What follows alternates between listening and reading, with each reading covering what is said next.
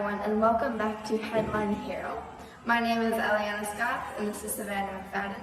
Today we'll be covering a story from the local prison about the cipher that inmates have been using to communicate with each other.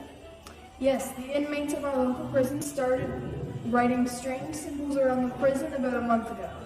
Some have written on slips of paper and been left under tables or slipped hand to hand. Some written on walls, floors, or other surfaces. Guards quickly deduced that the symbols were a form of communication, but unfortunately they have not been able to decrypt the code. Let's jump over to the local prison for an in-person interview with one of the prison guards. Thank you, Eliana. I'm standing here in front of the local prison, and I'm here with Miss Phillips. Welcome, Miss Phillips. Thank you so much for the interview. For all of the viewers, in case you can't tell, I am one of the guards at this local prison. And one day while I was monitoring our inmates, I found something very strange about the way they were behaving. What is it that you found that was so strange for viewers who just tuned in? Well, awards, including myself, I was very, very helpful with this. We found small slips of paper with these weird symbols written all over it. Then one of my buddies, one of the other guards, Bob, used his computer to look them up. We found there's some sort of code thing that uses these symbols to pass messages from people to people. Once we noticed them, they never stopped coming. They were everywhere. What do you mean by that? When we saw one note, and then we saw another, there's more and more all over the prison. And not just on paper either, they were everywhere. On the walls, written on the floors, even written in the food sometimes. Really? Tell us more about that. The food may or not have been a lot.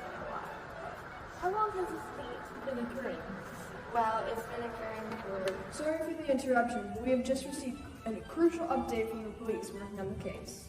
Yes, they have figured out that the symbols are a part of the Pigpen Cipher, a historic cipher that originated with the Hebrew rabbis in 1533.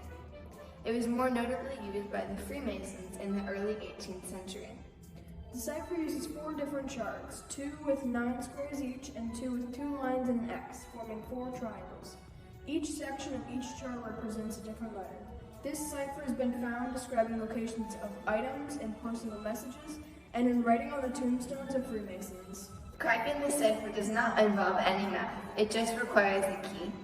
It is a fairly simple cipher to decrypt, even without a key, and police are confident that they will be able to decipher it soon to understand what these inmates have been talking about. While we're on writing, let's talk about the tool that gets the job done. The scribe is the newest model, sporting all the newest advancements in pen technology to enhance your writing as much as possible. Now, with a limited time offer for just $9.99, this state-of-the-art handheld wonder can be yours. Just call the number below. Remember, this offer only lasts a week. As we previously saw, the Pigpen Cipher has been used many times for many reasons and has had many uses, including in prisons.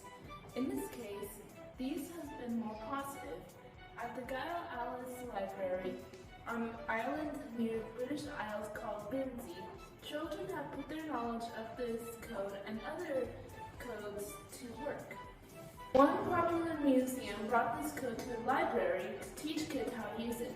Since then, they have been using it to communicate with friends, classmates, and family.